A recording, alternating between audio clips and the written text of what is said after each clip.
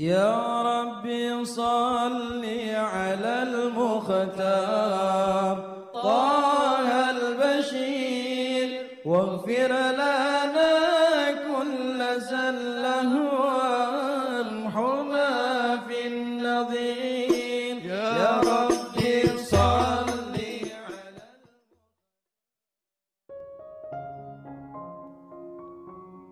Bismillahirrahmanirrahim. Alhamdulillahirabbil alamin. Allahumma shalli wa sallim ala sayyidina Muhammadin wa ala ali sayyidina Muhammadin miftahi babi rahmatillah adada ma fi ilmillah salatan wa salaman daimaini bidawami mulkillah. Assalamualaikum warahmatullahi wabarakatuh. Sahabat online yang dirahmati Allah, alhamdulillah kita bisa berjumpa kembali. Mudah-mudahan kita senantiasa diberikan kesehatan, umur panjang fi taatillah, juga senantiasa mendapatkan taufik dan hidayah dari Allah Subhanahu wa taala. Pada pertemuan kita kali ini, mari kita ngaji bareng Habibana Novel bin Muhammad Al-Idrus, yaitu jangan pernah khawatir dengan hidup, kita tidak sendiri. Alam ini ada penciptanya. Jagat raya ini ada yang punya. Betul atau betul? Ya, alam ini ada penciptanya. Jagat raya ini ada yang punya. Berarti kita ini milik kita atau ada yang punya kita? Ada yang punya. Sadar enggak kalau kita ini hanya miliknya Allah Subhanahu wa taala. Kita ini hanya ciptaannya Allah Subhanahu wa taala. Lah kadang wong miliknya Allah kok gaya.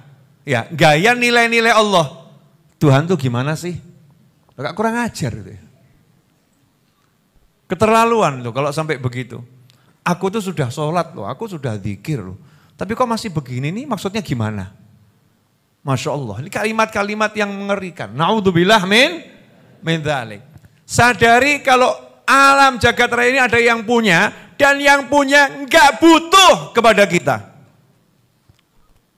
Gusti Allah enggak butuh marang awakku, marang awakmu, enggak butuh. Allah sama sekali gak butuh kepada ciptaannya. Allah kok gak butuh. Kita yang butuh sama Allah Subhanahu wa ta'ala. Landasi muamalah kita sama Allah gitu. Makanya jangan gaya, ya Allah aku sholat loh. Lah, tawar menawar sama Rabbul Alamin.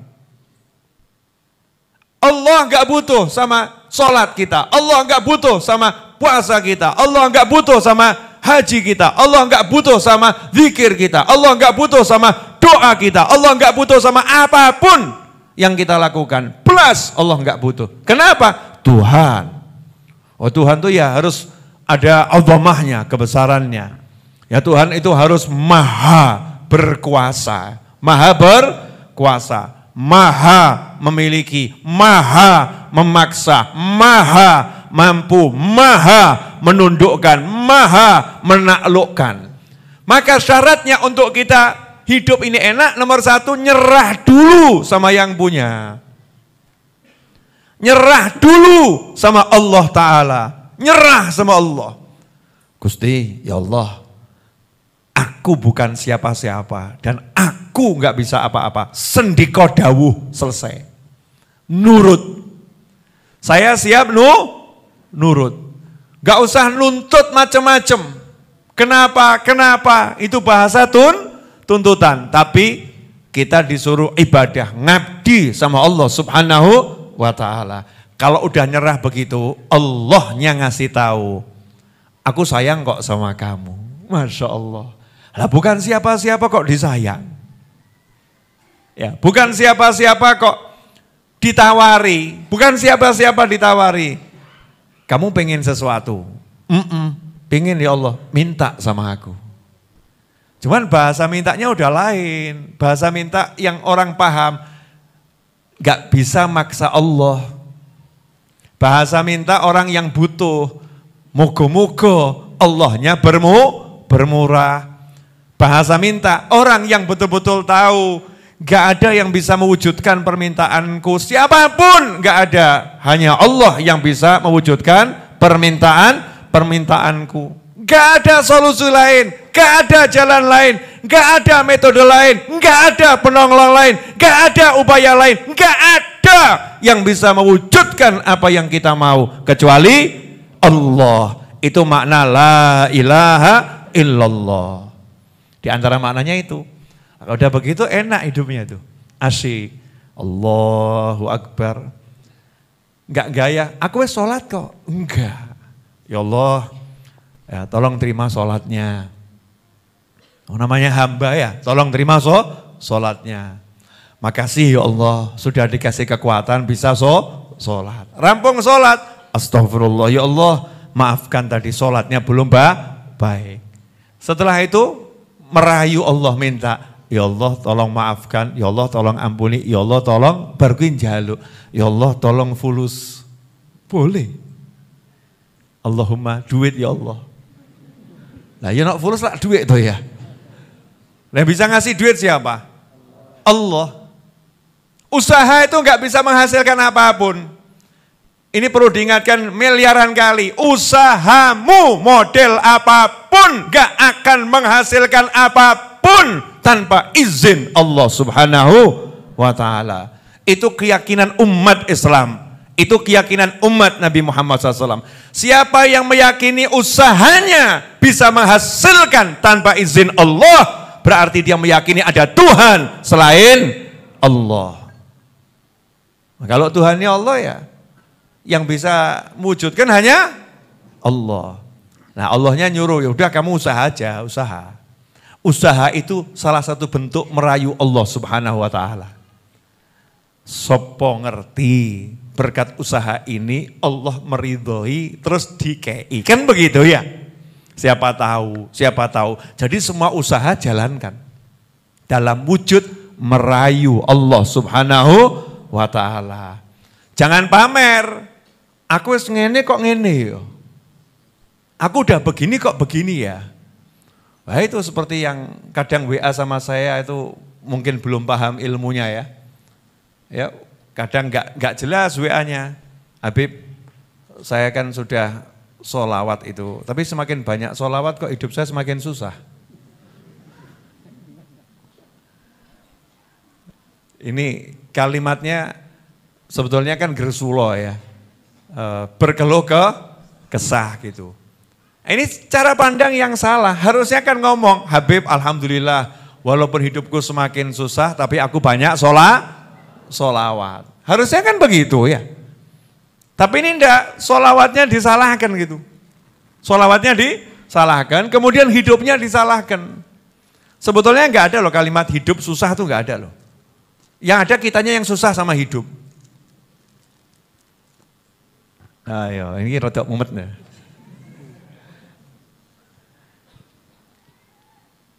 Gak makan dari pagi sampai sore, susah enggak? Enggak juga, wong kita Ramadan bahagia. Betul kan? Bukan cuma gak makan, Ramadan gak makan, gak minum dari pagi sampai maghrib. Susah enggak kita? Bahagia. Oh enggak punya duit itu susah. Enggak, saya ketemu orang enggak punya duit tambah ngakak-ngakak. Siapa? Wong edan ya. Nyata, itu kan ya nyata. Model lagi, orang yang hidup enggak punya duit bahagia. Kenapa? Oh dia enggak butuh duit, benar ini enggak butuh duit. Sebab yang dia inginkan sudah ada di depan matanya. Nyangkul dia, bercocok tanam. Makannya apa? Pagi makan kates, wow kebunnya banyak kates. Butuh beras, hasil panen 2 bulan yang lalu masih cukup untuk 5 bulan. Kompor, enggak butuh gas, ada kayu bakar. Ketika kita nawari butuh duit, jawabannya, lah duitnya buat apa? Untuk diobong tak Pak? Saya di sini enggak butuh duit. Jadi susah itu enggak ada susah. Yang ada kitanya yang susah sama hidup, bukan hidupnya susah. Maka biar nggak susah, sesuaikan hidupmu dengannya. Makanya belajar menerima kondisi yang dikasih sama Allah. Diterima, disyukuri, diperjuangkan. Jadi perjuangkan itu bagaimana? Ya bergerak saja. Allah kan nyuruh kita bergerak, al-harokah barokah. Kalau bergerak, Kiai, Habib, Ustadz, kenapa kok saya tidak bisa dapat duit banyak? Loh, dongo toh. Kenapa saya tidak bisa dapat duit banyak? Dongo atau enggak dongo nih? Dongo. Saya jawab, loh, kamu tuh sudah dapat duit banyak, cuman enggak pernah sadar. Gimana toh Ustadz, dapat duit banyak enggak sadar? Coba diingat-ingat. Kamu dalam setahun sakitnya berapa kali? Alhamdulillah enggak pernah sakit. Lah ya wes. Tonggomu tonton. Tonggomu yang di pojok sana itu setahun masuk rumah sakit 20 kali. Suruh ngitung tuh, biayanya dia ke rumah sakit dalam 1 tahun tuh berapa puluh juta. Nah kamu nggak dikasih duit cash, tapi dikasih sehat. Dikasih sehat. Buat itu enggak gue? Ya enggak. Lah ya kan kurang ajar kamu. Dikasih nikmat kok enggak kamu hitung. Pemasukan enggak dihitung ya. Cuman pengeluaran toh yang dihitung ini. Saya kok keluarnya sekian, terus pemasukan yang dihitung itu cuma gaji. Nah padahal gaji itu kan cuma angka duit, betul ya? Sementara yang masuk ke kita kan bukan cuma gaji. Saya ini, Masya Allah, mau bayar berapa saya kedatangan tamu-tamu seperti jenengan? Mahal ini, mahalnya luar biasa. Contoh mahalnya, jenengan kumpul sama saya diam, jenengan diam, podo-podo menang. Wes menang tak weh? Dosa saya habis, dosamu habis. Enak atau gak enak? Enak. Mau bayar berapa? Ngentekno dosa gak ruwet, meneng tok. Dosanya habis. Karena muslim berkumpul dalam kebaikan. Masya Allah. Ini kan anugerah yang luar biasa. Kadang kita ngitungnya cuma angka duit yang masuk. Tapi gak mikir. Punya istri yang baik, punya suami yang baik, punya anak yang baik, punya tetangga yang menyenangkan. Lu tonggo tuh kalau enggak menyenangkan siksa lu. Bu, kalau kamu punya tetangga anti duren. Sementara kamu pencinta duren. Iya.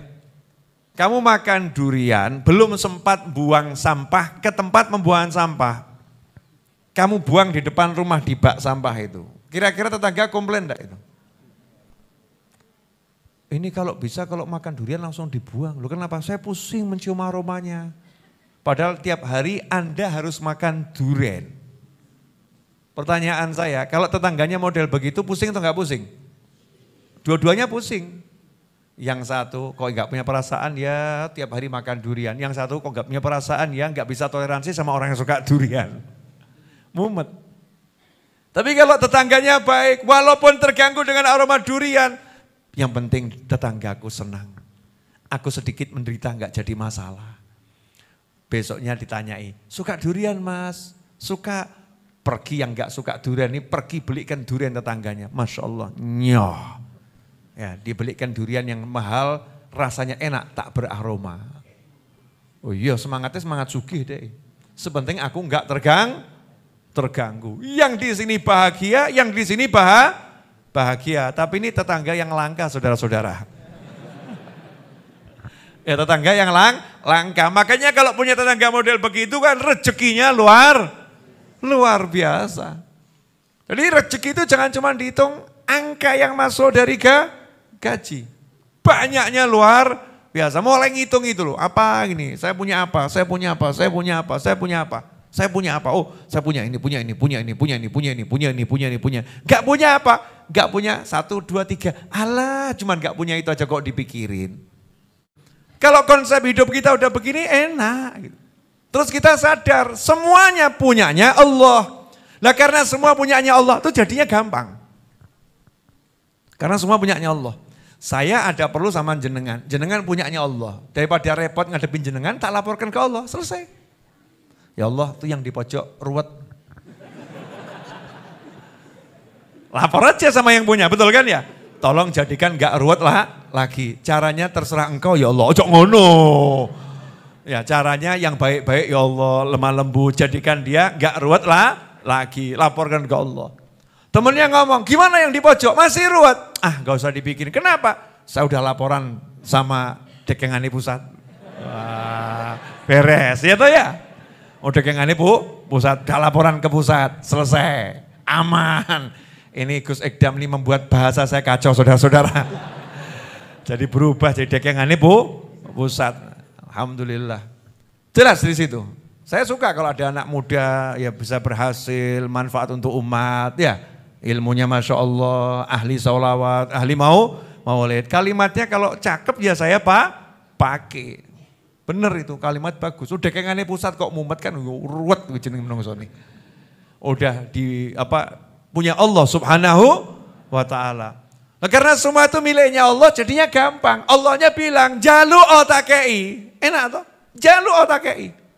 Ud'uni astajib lakum. Wah, asyik. Makanya sejarahnya orang soleh itu enggak pernah ruwet. Asyik toh, seperti kisahnya Imam Ahmad bin Hambal tuh, rahimahullah. Beliau masuk satu masjid, ada beberapa riwayat, tapi kalau yang saya ketahui masuk Masjid Nabawi, ya masuk Masjid Nabawi. Di situ beliau karena nggak ada teman, nggak punya tempat tinggal di Madinah, akhirnya mau istirahat di masjid. Ya jangan samakan dengan kita. Kalau kita kan istirahat di masjid al-turu wal ngileru. Itu kalau kita. Imam Ahmad bin Hambal istirahat di masjid itu kan istirahatnya ngaji, sholat. Nanti waktunya tidur paling cuma nempelkan badan dalam keadaan bersila biar wudunya tidak batal. Itu Imam Ahmad bin Hambal. Kalau tuh harus tidur ya tidurnya cuma paling berapa menit, senderan tidur. Kalau kita masuk masjid memang delosor.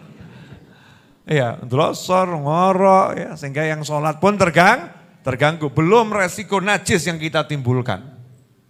Jadi jangan disamakan ya, kalau kita belajar itu harus menurut kondisinya masing-masing. Imam Ahmad bin Hambal karena nggak punya teman ya akhirnya istirahat di masjid. Lah masjidnya ada SOP, nggak boleh orang tidur di situ. Menurut riwayat Masjid Nabawi ada yang bilang masjid di Syam sana ya, di Suriah. Sama penjaga masjid diusir. Mau ngapain kamu? Istirahat di sini nggak boleh. Masjid bukan tempat tidur, bukan hotel, bukan penginapan. Keluar. Saya nggak punya teman di sini. Kalau saya keluar terus saya mau bermalam di mana? Bukan urusanku, itu urusanmu. Semua orang yang nggak punya tempat tinggal ngakunya begitu. Kasar nih kalimatnya penjaga masjid. Seret. Diseret bener tuh. Imam Ahmad bin Hambal diseret. Dulu kan belum ada media sosial ya, jadi wajah orang itu nggak dikenal, diseret. Dan Imam Ahmad bin Hambal ya nggak mau ngaku-ngaku. Kamu nggak tahu siapa aku? Aku Ahmad bin Hambal. Wah, ojo nyeret-nyeret aku kualat gue engko. Nggak ada begitu. Sadar nafsah. Orang-orang soleh itu suka menyembunyikan dirinya. Diseret gitu ya diterima, ikhlas diseret. Sampai di luar ada ada orang jual roti ya, yang ahli buat roti. Lihat kok penjaga masjid nyeret orang tua keluar dari masjid, dikasih tahu, hati-hati jangan kasar gitu. Biarkan dia istirahat di masjid ini. Gak bisa, masjid bukan rumahnya Allah. Loh tapi kan dia tamu kita, wong dari jauh, tamu kita. Ya, kalau di rumah saya, tamu saya. Masjid rumahnya Allah, bukan rumah saya. Gak bisa saya terima tamu di masjid. Wah, penjaganya ya memang alim juga ya. Jawabnya cerdas gitu. Tutup pintu, jebret, pintu masjid ditutup. Imam Ahmad bin Hambal di luar masih dalam keadaan baru bangun dari diseret, dihampiri sama yang jual roti tadi. Dihampiri. Terus yang jual roti nanya, kamu punya keluarga di sini? Enggak punya, saya musafir. Ya sudah, tinggal saja ya di rumah saya. Sederhana tapi insya Allah cukup buat kita berdua. Jazakumullah khairan.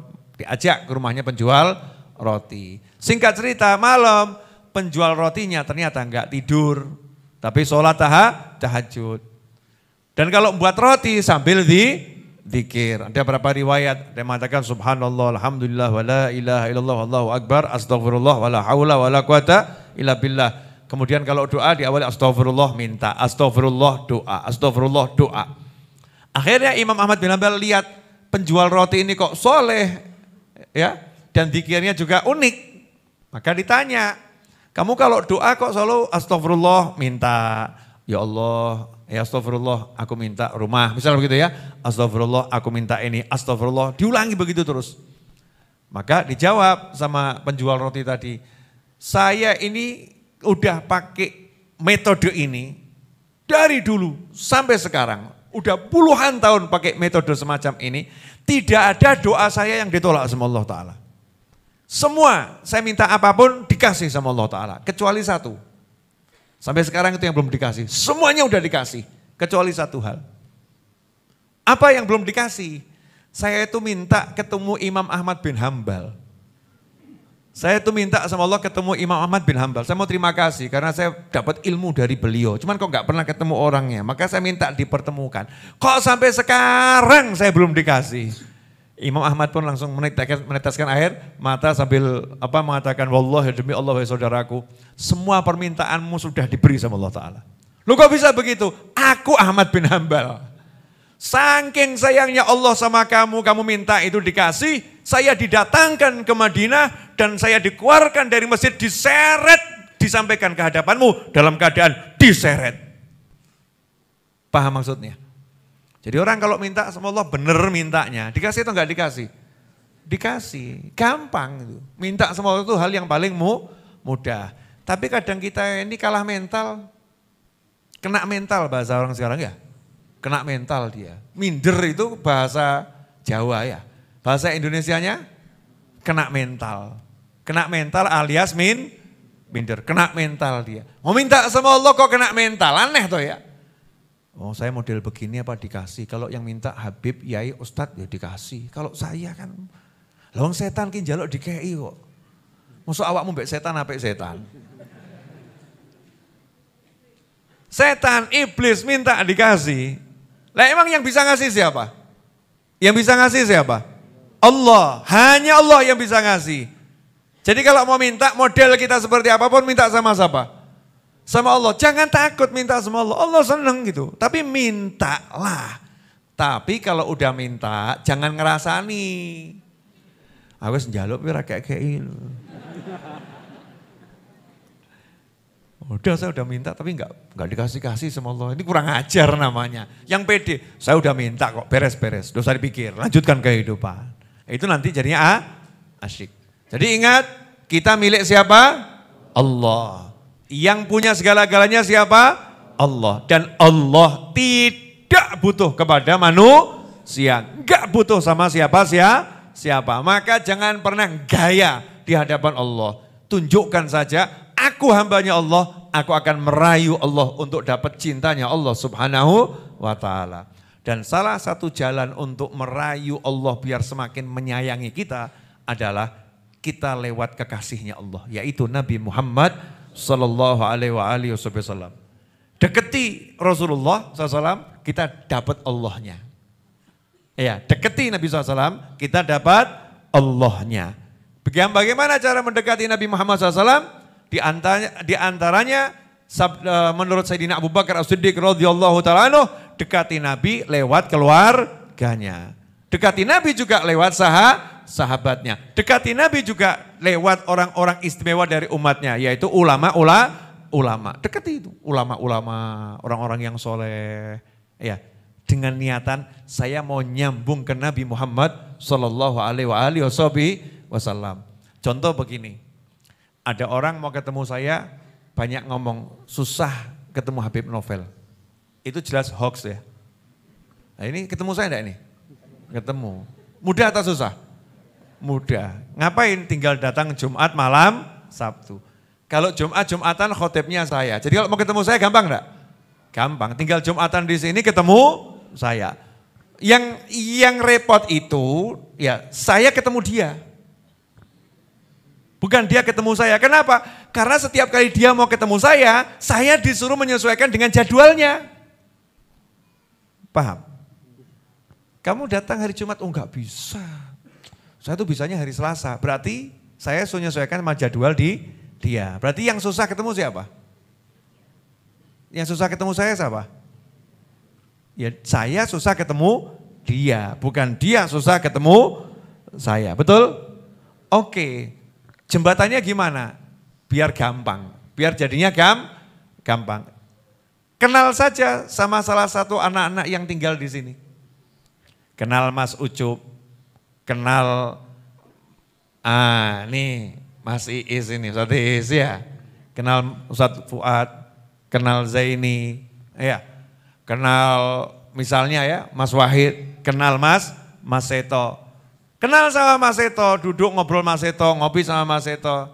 Mas Seto, saya tuh kepengen ketemu Habib tuh enaknya kapan ya? Oh ntar saya kasih tahu kalau pas enaknya kapan gitu. Mas Seto ngobrol sama saya, Bib itu kemarin saya ketemu satu orang ngopi bareng. Pengen ketemu Habib itu enaknya kapan? Jadinya ketemu enggak ketemu? Ketemu, gampang enggak ketemunya? Gampang, kenapa? Karena dia mendekati orang yang biasa ngobrol sama saya, betul?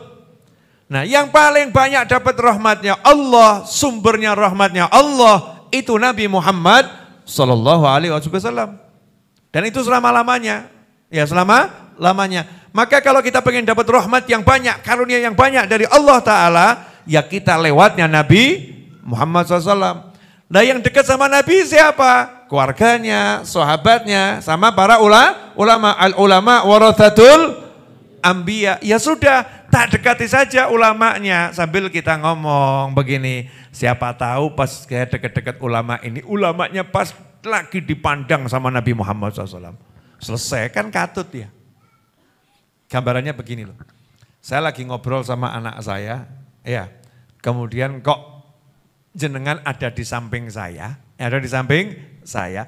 Kebetulan misalnya ya, Buya Yahya tiba-tiba video call saya. Beb, kangen misal gitu ya, video call gitu. Jenengan ada di samping saya, pasti saya ngomong, iya nih saya lagi dengan Fulan. Akhirnya Fulan lihat Buya Yahya. Betul ya? Gara-gara apa itu? Ada di samping saya. Begitulah kalau kita lagi dekat sama orang-orang soleh, dekat sama ulama. Ulama itu dipandang Nabi Muhammad SAW, yang di sebelahnya katut. Yang di sekitarnya katut. Nah ini mumpung bulan Maulid, ya malam Ahad ini bulan Maulid. Rencanakan itu dekat sama tempat-tempat yang kira-kira dilihat oleh Nabi Muhammad SAW. Ya Rasulullah akan lihat tuh orang baca maulid itu dilihat sama Nabi Muhammad SAW. Orang duduk baca sholawat dilihat sama Nabi Muhammad SAW. Ramekan yang semacam itu, duduk di sana, nanti kita akan dapat nadhrah, pandangan yang besar dari Allah Subhanahu wa Ta'ala. Jelas sampai di sini? Alhamdulillah. Mohon maaf malam ini sampai jam 10:30 ya. Tidak tahu malam yang kemarin gimana, saya juga nggak lihat jam. Karena saya kan lagi bangun ya, bangun. Jadi yang ngatur, saya dari pagi itu kerjanya ngatur tukang. Yang ngatur tuh tukang cuman duduk, ngatur tukang begini, ngatur ke sana. Dan mengatur gimana caranya ini agar pembiayaan pembangunannya tetap jalan lancar. Agar pelunasan tanahnya juga jalan lancar. Karena harus diangsur terus sampai lunas. Kemudian agar gak sampai suplai besinya telat. Bagaimana pasir sama batu kericaknya juga datangnya gak sampai terlambat. Kalau tukangnya nggak masuk, siapa yang menggantikan? Ini memanajemen semua ini kan butuh waktu dan butuh keseriusan. Tapi itu ya cuman jalankan saja. Selebihnya ya saya selalu minta sama Allah Subhanahu wa Ta'ala. Nah itulah yang buat saya tenang. Jadi kadang ada orang, Habib kok tenang? Gimana sih Habib? Kok nyantai gimana? Kan padahal tagihannya banyak. Hutangnya jelas besar tuh untuk pelunasan tanah pembangunan. Kok bisa tenang tuh bagaimana? Ya, jawaban saya udah minta sama Allah, masa saya ngerasani Gusti Allah? Ya Allah, kok transfernya sedikit ya? Ya Allah kok tagihannya banyak, kan kurang ajar saya nanti. Saya kurang ajar, saya yakin saja. Kemudian doanya dikencengkan, tambah nih doanya, tambah zikirnya. Maka tadi saya keluarnya sengaja. Saya mundurkan sampai jam 9:30 lewat, sampai jam 10 kurang seperempat saya baru keluar. Betul, kenapa? Biar Ustaz Iis baca munjiahnya sebanyak mungkin. Karena besok hari Sabtu saatnya gajian dan tagihan. Paham? Besok itu hari Sabtu, gajian tukang ya di atas 20 juta, tagihan material selain yang sudah lewat, itu tagihan material itu di atas 200 juta. Besok itu harus dibayar. Lah kalau kondisinya memang ya begitu, maka tingkatkanlah mujahadah. Mintanya ke langit semakin kenceng. Saya kasih gambaran begini. Ini penutup ya. Ini gambaran kebanyakan nanti kamu jadi pinter kan repot saya. Boleh ya, gambaran boleh. Orang main sepak bola, ini paling gampang ini contoh sepak bola. 3-0. Dia kosong, lawannya 3. Kalau mau seri kan harus 3-3 ya. Udah babak kedua, waktu kurang 5 menit. Kalau pemain sepak bola yang sejati, 5 menit itu bisa mencetak 20 gol di kepalanya itu. Enggak ada kalimat begini, apa yang bisa kulakukan dengan 5 menit? Mana mungkin dalam 5 menit bisa ngejar ketinggalan 3-0. Enggak ada itu mental pemain sepak bola. Kalau saya punya pemain sepak bola mentalnya begitu, saya keluarkan dari lapangan. Kenapa? Ini yang buat perjuangan kalah. Oh belum nendang sudah takut gak bisa gol. Betul ya? Belum nendang sudah takut gak bisa gol. Yang model begini gak boleh jadi tim saya. Out, ganti yang lain.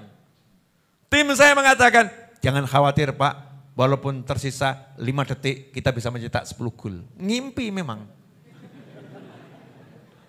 Ya memang mimpi, tapi kan mimpinya semangat, optimis, bagus, kan begitu. Maka pemain-pemain sejati coba lihat, begitu jamnya semakin mepet, mainnya semakin kenceng, mainnya semakin bagus, iramanya, serangannya semakin ditingkatkan. Kalau pemain sepak bola yang udah mau kalah saja, kalah, mendekati batas waktu, dia semakin kenceng mainnya. Lah kamu ngejar Allah nggak mungkin kalah. Kok kelihatannya rezekinya agak seret, bukannya kamu tingkatkan zikir dan doamu, tambah kamu semakin seret doa dan zikirmu. Kurang mandi gitu.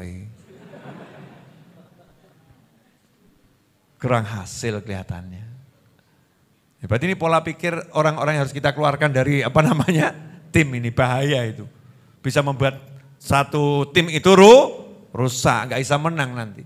Maka semangat kita, kalau memang butuhnya semakin banyak, income-nya masih belum nambah, saldonya berkurang banyak, berarti perjuangannya harus ditingkatkan. Bukan mengeluh, kok kayak gini. Enggak. Itu baru namanya temannya Mas Novel.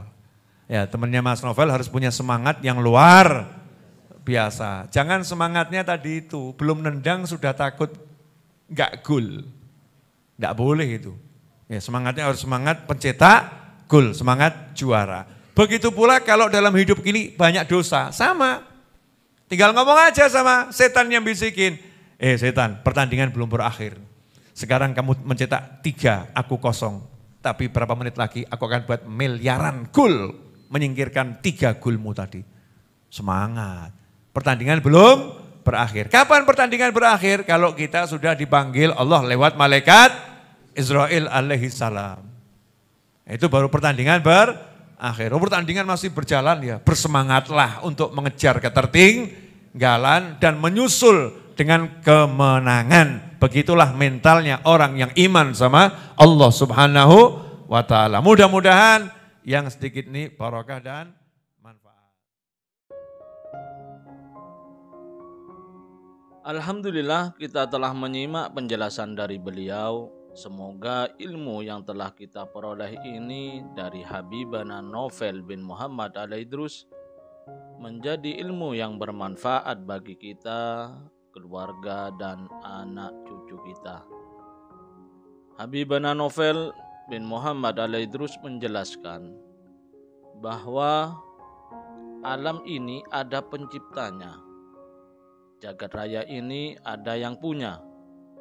Nah, sadarkah kita bahwa kita ini hanyalah milik Allah Ta'ala? kita ini hanya ciptaan Allah Ta'ala. Jadi jangan sok ngatur-ngatur Allah Ta'ala. Gimana sih? Saya kan sudah sholat, sudah puasa, kok hidup masih begini? Ketahuilah, Allah Ta'ala itu gak butuh pada sholat kita.